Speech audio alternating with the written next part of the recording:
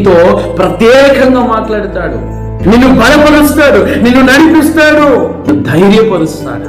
ఒక ఆనందకరమైన స్వరం వినుటకు అరణ్యంలోనికి వచ్చి దేవుడే స్వరము హృదయము తెరిచి ప్రేమగా పలకరిస్తూ కలవరముతో నింపబడిన నీ హృదయం. ఏ కలవరముతో ఉన్నావో తెలియదు, ఏ దుఃఖముతో ఉన్నావో తెలియదు, ఏ బాధతో ఉన్నావో ఆ బాధలన్నిటిలో నుండి ఇదిగో నువ్వు పోయి అరణ్యములో ఆయన నీతో ప్రేమగా మాట్లాడుతూ ఉన్నాడు. అరణ్య అనుభవాలు, దేవునితో సహవాసము చేసే అనుభవం, దైవ ప్రత్యక్షతలు కలిగిన స్థలం. అరణ్యంలో నీ అవసరతలు ప్రభు తీరుస్తాడు. అరణ్య రోదన ఉల్లాసముగా మార్చబడుతుంది.